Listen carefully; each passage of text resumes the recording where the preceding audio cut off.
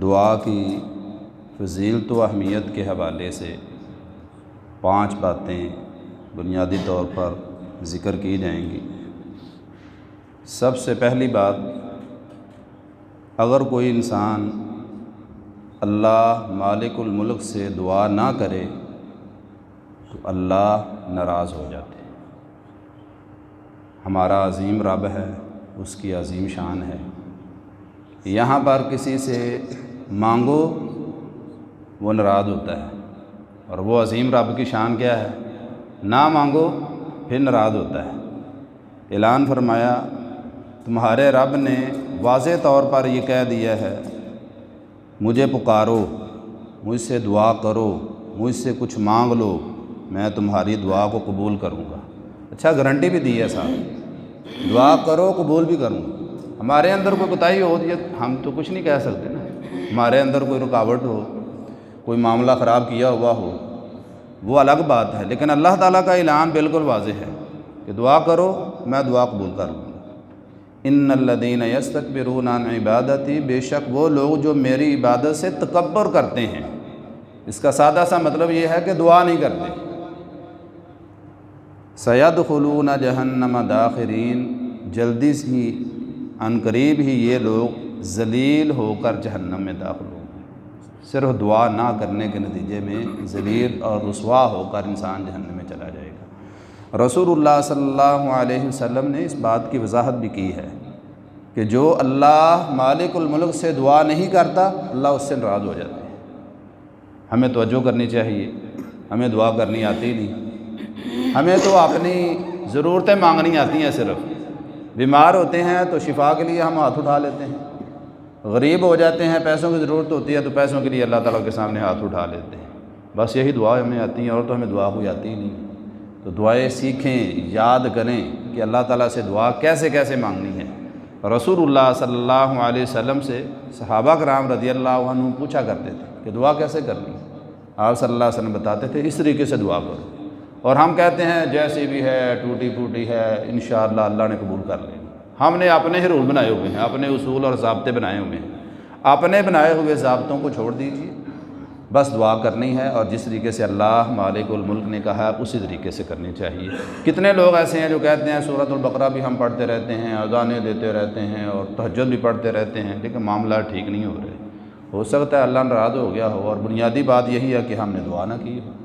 تو دعا نہ کرنے سے اللہ مالک الملک ناراض ہو جاتے ہیں، ہمیں ہمیشہ یہ بات یاد رکھنی چاہیے۔ دوسری بات، کوئی بھی بندہ اگر وہ ایمانیات کے تقاضوں کو پورا کرے گا، اللہ مالک الملک نے جو کہا ہے کہ میں دعا کو قبول کرتا ہوں، یہ اللہ تعالیٰ کا ساری امت کے لیے اعلان ہے، لیکن امت میں سے وہ شخص جو اس کے تقاضوں کو پورا کر لے گا، اللہ تعالیٰ اس کی دعا کو قبول فرما لیں گے، اور جو اللہ تعالیٰ کی بات کو نہیں مانے گا، اللہ تعالیٰ اس کی دعا کو قبول نہیں کریں گے۔ رسول اللہ صلی اللہ علیہ وسلم نے کئی مثالوں میں یہ بات سمجھائی ہے کہ ایک بندہ ہاتھ اٹھائے، یا رب یا رب، دعا اللہ سے کر رہا ہے، اللہ تعالیٰ کو ہی پکار رہا ہے، اور قبولیت کے وقت میں پکار رہا ہے، لیکن اللہ تعالیٰ قبول کیوں نہیں کر رہے؟ کیونکہ اس کے اندر کوئی نہ کوئی رکاوٹ ضرور ہے۔ چنانچہ دعا کوئی بھی انسان کرے، وہ ایک عالم کرے، ایک جاہل کرے، ماں کرے، باپ کرے، بیٹا کرے، بیٹی کرے، بھائی کرے، بہن کرے، اللہ مالک الملک اس کی دعا کو ضرور قبول فرماتے ہیں۔ اللہ تعالیٰ تو جانوروں کی دعا کو قبول فرما لیتے ہیں، ہم تو پھر انسان ہیں، پھر ہم مسلمان ہیں۔ اللہ مالک الملک نے فرمایا وَإِذَا سَأَلَكَ عِبَادِي عَنِّي فَإِنِّي قَرِيبٌ، اور جب میرے بندے تجھ سے میرے بارے میں سوال کریں تو بے شک میں قریب ہوں۔ دوسری جگہ پہ فرمایا نَحْنُ أَقْرَبُ إِلَيْهِ مِنْ حَبْلِ الْوَرِيدِ، ان کو یہ بھی بتا دو کہ میں شاہ رگ سے بھی زیادہ قریب ہوں۔ اب اس سے زیادہ اور وضاحت کیا ہو سکتی ہے؟ فَلْيَسْتَجِيبُوا لِي وَلْيُؤْمِنُوا بِي لَعَلَّهُمْ يَرْشُدُونَ، تو میں پکارنے والے کی دعا کو قبول کرتا ہوں، جب وہ مجھے پکارتا ہے تو لازم ہے کہ وہ میری بات مانیں اور مجھ پر ایمان لائیں تاکہ وہ ہدایت پائیں۔ تو بنیادی شرط کیا ہوئی کہ اللہ تعالیٰ دعا قبول فرماتے ہیں، لیکن کس کی؟ جو اللہ کی بات کو مانے گا، کلمہ پڑھنے والے کی نہیں خالی۔ کلمہ پڑھ کے بندہ عبادت نہ کرے، یہ اور جانور برابر ہے، کوئی فرق نہیں۔ جانور کو بھی اللہ تعالیٰ رزق دے رہا ہے، کلمہ پڑھنے والے کو بھی اللہ رزق دے رہا ہے۔ لیکن دعا اللہ تعالیٰ دونوں کو قبول نہیں کر رہا۔ دعا اللہ تعالیٰ نے واضح طور پر یہ اعلان کر دیا، جو میری بات کو مانے گا، جسے ہم مومن کہتے ہیں عام طور پر، ایماندار بندہ ہوگا۔ تو ایماندار کون ہوگا؟ جو اللہ تعالیٰ کی باتوں کو مانے گا، اللہ تعالیٰ اس کی دعا کو ضرور بے ضرور قبول فرمائیں گے۔ ہمیں اس بات کا بھی جائزہ لیتے رہنا چاہیے کہ میں ایماندار ہوں یا نہیں۔ باقی تو بہت سارے جائزے ہم اپنے لیتے ہیں، تو اپنی ذات کے حوالے سے یہ جائزہ ضرور لیں۔ یہ تو نہیں ہو سکتا کہ اللہ تعالیٰ فرماتے ہیں دعا کرو میں دعا قبول فرماؤں گا، اور مجھے 1 سال ہو گیا میں دعا کر رہا ہوں میری دعا قبول ہی نہیں ہو رہی۔ یہ تو نہیں نہ ہو سکتا۔ اللہ مالک الملک دعا قبول فرماتے ہیں، اور اللہ تعالیٰ کا یہ وعدہ ہے۔ اس کا مطلب یہ ہے کہ رکاوٹ میرے اندر موجود ہے، میں نے ایمان کے تقاضوں کو پورا نہیں کیا، اس وجہ سے دعا کے اندر رکاوٹ آئی ہوئی ہے۔ تیسری بات، یہ بات بھی یاد رکھیں، دعا جس وقت ہم نے اللہ مالک الملک سے کرنی ہے تو صرف اس لیے نہیں کرنی کہ بعد دعا کرنی ہے، سارے کر رہے ہیں دعا کر رہے ہیں۔ دعا عبادت ہے، یہ بات آپ کو بتانی تھی۔ یہ تیسری بنیادی بات ہمیشہ یاد رکھنی ہے۔ عبادت کے طور پر ہم دعا کرنے لگے ہیں، ہم کو رواجی طور پر تھوڑا کرنے لگے ہیں۔ تو عبادت کے طور پر جس وقت دعا ہوگی تو پھر بڑی تسلی کے ساتھ ہوگی، بڑے لطف کے ساتھ ہوگی، بڑے مزے کے ساتھ ہوگی۔ اللہ کے رسول صلی اللہ علیہ وسلم تو نماز لمبی نہیں پڑھاتے تھے۔ آپ صلی اللہ علیہ وسلم نے فرمایا، کئی لوگ بیچارے مصروفیات والے، کسی کو کوئی ضرورت ہے، کوئی بیمار ہے، کوئی مسافر ہے، کسی کو کوئی کام ہے، تو سلام کے بعد تو سارے لوگوں نے جانا ہوتا ہے اپنے اپنے کام کاج میں۔ تو اب ایک بندہ وہ کہہ دے دعا کریں، اب قاری صاحب نے دعا شروع کر دی، اب وہ تو عبادت کے طور پر دعا کریں گے، وہ تو پھر تسلی سے عبادت کریں گے۔ اب 5 منٹ دعا کو لگ گئے تو پھر سارے گالیاں نکالیں گے کہ قاری صاحب دعا بڑی لمبی کراتے ہیں۔ لوگ کسی طرح نہیں چھوڑتے۔ اللہ کے لیے یہ بات اچھی طرح سمجھ لیں، اگر لوگوں نے دعا کو عبادت سمجھا ہوتا تو پھر کبھی یہ لڑائی نہ ہوتی کہ فلاں مسجد میں دعا نہیں ہوتی۔ دعا تو ہوتی ہے لیکن لوگوں کی مرضی کے مطابق نہیں ہوتی۔ تو دعا کو ہمیشہ عبادت سمجھیں، جب بھی کریں، آپ کسی بھی جگہ پہ چلے جائیں، آپ خود کریں دعا، آپ کا دل کرتا ہے آدھا گھنٹہ بیٹھ کے دعا کرتے رہیں، کوئی اعتراض والی بات نہیں، لیکن آپ کسی کو پابند نہیں کر سکتے کہ ہر بندہ اپنی اپنی ضرورت کے لیے اللہ تعالیٰ کے گھروں کے اندر آتا ہے۔ تو اللہ کے لیے دعا کو ہمیشہ عبادت سمجھیں۔ چوتھی بات، یہ بات بھی ذہن میں رکھیں کہ ہر عبادت کا اپنا اپنا مقام ہے، لیکن یہ جو دعا ہے اس کا اپنا ایک مقام ہے۔ رسول اللہ صلی اللہ علیہ وسلم نے فرمایا، اللہ کے ہاں دعا سے زیادہ قابل قدر کوئی چیز نہیں ہے۔ اور یہ دعا اگر نماز کے اندر ہو جائے تو پھر توجہ کیجیے، نماز ویسے ہی اہم چیز ہے، اور نماز کے اندر اگر دعا ہو اور پھر اللہ تعالیٰ کی تعریف کر کے دعا ہو، وہ جو دعا کی قبولیت کا وقت ہے وہ بھی، اور اس طریقے سے دعا کی قبولیت کے جو تقاضے ہیں وہ بھی سارے پورے ہو رہے ہوں، پھر انسان اللہ تعالیٰ سے دعا کر رہا ہو تو کیا لطف ہوگا۔ ویسے ہی قابل قدر، اللہ کا گھر ویسے ہی قابل قدر ہے، نماز ویسے ہی قابل قدر ہے، اذان سے لے کر جماعت تک کا وقت قابل قدر وقت ہے، اللہ تعالیٰ اس میں دعا قبول فرماتے ہیں۔ نماز کے بعد کا وقت بھی بڑا قیمتی وقت ہے، اللہ تعالیٰ دعا کو قبول فرماتے ہیں، لیکن کوئی دعا کرنے والا ہو تو صحیح ہے۔ تو اللہ کے لیے یہ بات بھی ہمیں ہمیشہ یاد رکھنی چاہیے کہ دعا سے زیادہ قابل قدر چیز کوئی نہیں ہے۔ بہت سارے لوگ کہتے ہیں ہمیں آتی نہیں ہے، تو میں نے تو اس کا بہت آسان سا حل نکالا ہے، بڑا مزیدار ہے، بیٹھ کے یاد کر لیں کیا کرنا ہے آپ نے، یعنی سب سے عظیم کام آپ کریں گے۔ ایک دعا سے قابل قدر چیز کوئی نہیں ہے تو آپ کو آتی نہیں ہے تو بیٹھ کے یاد کر لو، کرتے کیوں نہیں ہے؟ اتنے سال ہوئے، کیا کرنا ہے آپ نے جا کے؟ کتنے لوگ نماز پڑھ کے بھاگ جاتے ہیں، کیا کرنا ہوتا ہے انہوں نے جا کے؟ چائے پینی ہوتی ہے، چائے پینے کے لیے بھاگ رہے لوگ، اندازہ کرو۔ کبھی چائے پینے کا ٹائم چھوڑ کر ایک دعا ہی یاد کر، کتنا عظیم کام آپ کریں گے۔ اللہ مالک الملک اس کی پتہ نہیں برکت کتنی زیادہ عطا فرمائے گا۔ اللہ کے لیے تھوڑی توجہ کیجیے، اپنے بچوں کو بھی سکھائیے، اپنے گھر والوں کو بھی سکھائیے، کتنا کتنا ٹائم پتہ نہیں کہاں کہاں برباد کر دیتے ہیں۔ تو یہ اتنی عظیم چیز جس کے بارے میں اللہ کے رسول صلی اللہ علیہ وسلم نے فرمایا اس سے زیادہ قابل قدر کوئی چیز نہیں ہے، اور ہم چھوڑے بیٹھے ہیں۔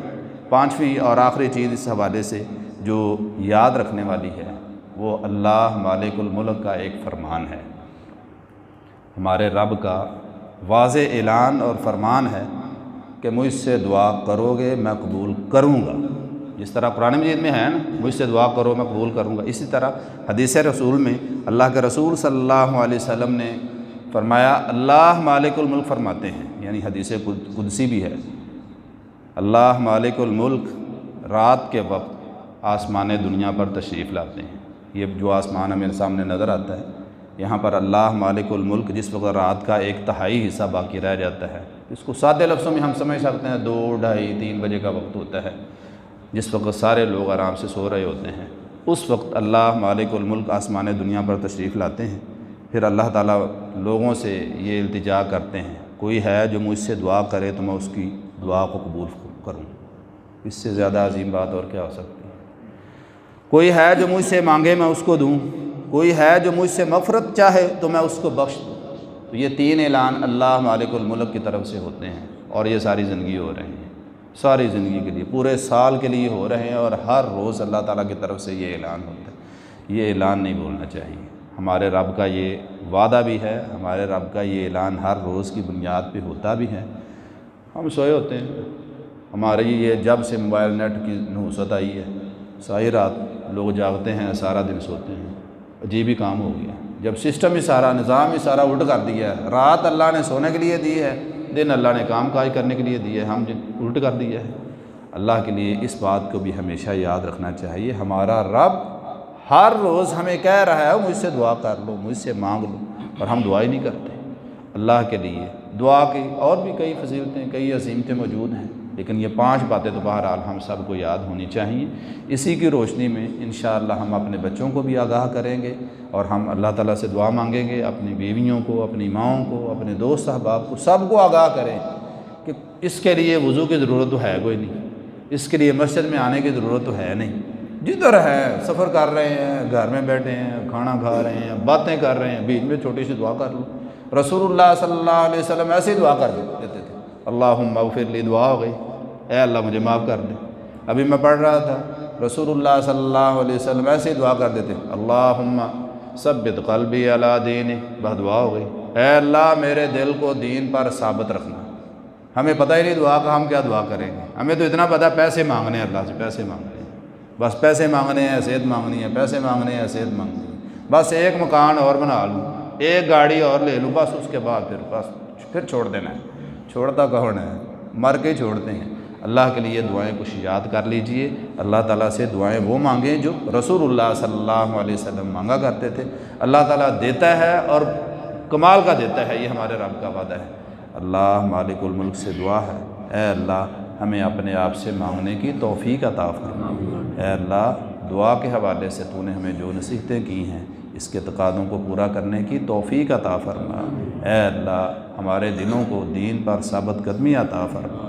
اے اللہ زندگی اور موت کے فتنوں سے محفوظ فرما۔ اے اللہ ایمان کی دولت عطا فرما۔ اے اللہ قبر کے عذاب سے محفوظ فرما، جہنم کے عذاب سے محفوظ فرما۔ اے اللہ مسیح الدجال اور اسی طریقے سے دیگر فتنے جو دنیا کے اندر اس وقت سر اٹھائے کھڑے ہیں، ان تمام فتنوں سے ہمیں محفوظ فرما۔ اے اللہ ہمارا خاتمہ ایمان پر فرما۔ ربنا تقبل منا انک انت السمیع العلیم وتب علینا انک انت التواب الرحیم، وصلی اللہ تعالی علی خیر خلقہ محمد وآلہ واصحابہ اجمعین برحمتک یا ارحم الراحمین۔ خزاں کی رت میں گلاب لہجہ بنا کے رکھنا کمال یہ ہے، ہوا کی ضد پہ دیا جلانا جلا کے رکھنا کمال یہ ہے۔